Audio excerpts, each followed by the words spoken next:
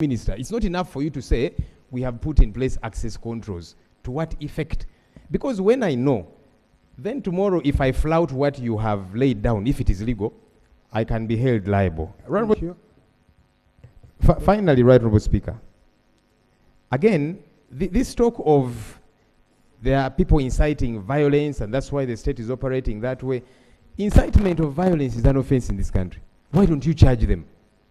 If you think the Honourable Chagulanyi has incited violence, issue him with summons. That's what I've been saying. But for you to say he's inciting violence, that's why we shall raid his home, break things, beat up his wife. You're operating outside the law.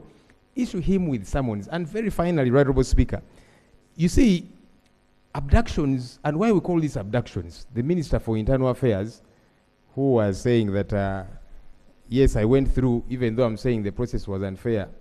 You see, we blame Idi Amin's regime of having killed people, and yes, they did. But Idi Amin did not kill everybody who was present in the country at the time. But let me get back to my point. The reason we are calling these abductions is because how can 7 days later, 2 weeks later, families don't know where they are? Honourable Minister, you have said that you are aware that for some of these, they are being processed for court. Tell me, you quote for me a law which says you can hold somebody for 7 days, for 2 weeks. The family doesn't know. The lawyers don't know. But you're saying you're processing them for court. How is that legal? How? You help me understand. Because if you're processing them for court, the family has got to be able to access them. Lawyers should be able to access them. If they're writing statements, they have a right to have legal counsel with them. But you're saying 10 days later, you're processing them for court. We don't know the state in which they are. Family cannot access them. You, with due respect, the Honourable Minister should be ashamed of telling us these things that are outside the law. You should be apologizing the same way you're saying government, if it apologized to you and you forgive them, you should be saying, let's... Honourable Minister, for information. The ROP doesn't qualify to lecture me in this house. You don't. I thought you had to make it. Okay, give order. Right Honourable Speaker. Honourable, I haven't allowed you, please. No, I haven't. You ask when you're seated. No, just first sit. Because you see, when you stand up, you access the microphone, you remain standing. You need to first take your position. Colleagues, we've been moving well. This shouldn't be an exchange just between the two colleagues. Honourable Baryomunsi, please wait. Honourable Baryomunsi, wait. Honourable Minister, wait a bit. Yeah.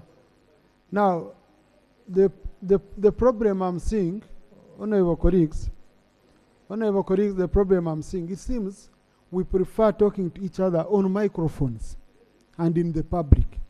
But we are colleagues. We are colleagues. I don't think Lope, you call General Muhoozi here, and he refuses to pick your call. Oh, General Muhoozi, you call Lope.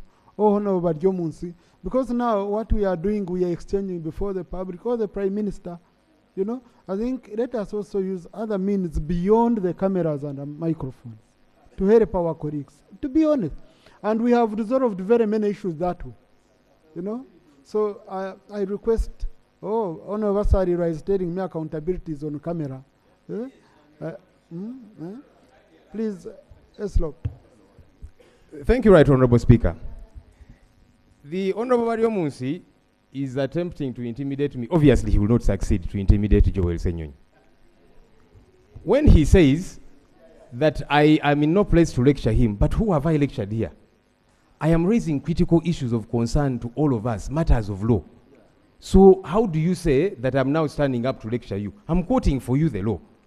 And that is the critical concern. Why do you not address, I don't know if it's in order to try and address my person.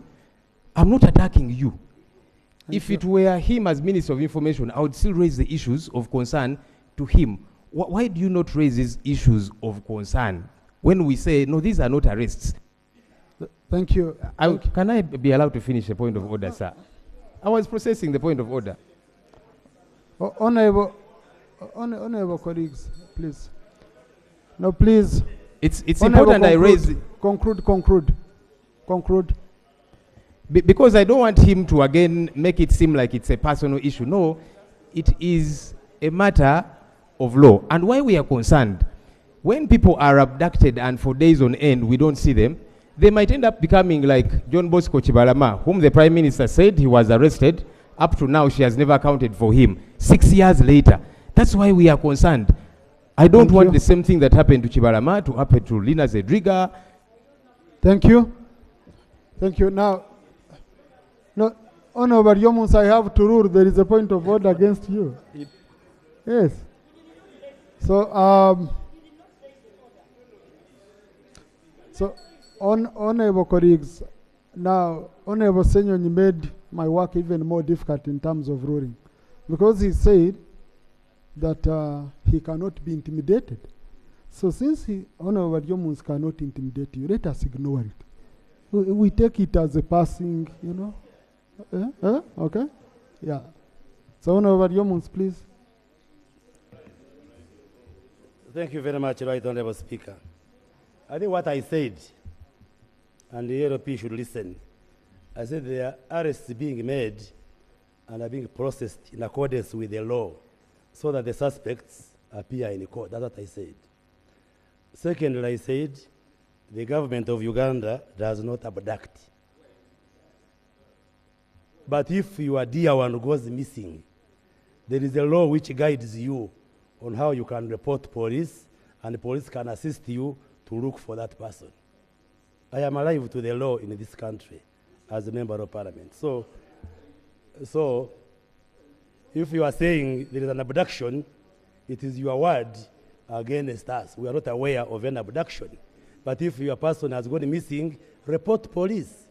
Then the police can help you to look for the person. Thank you, Honorable Minister. Otherwise, those who are being arrested are taken to court, charged, and processed accordingly. Thank you. Thank you very much. Honorable Minister for Finance.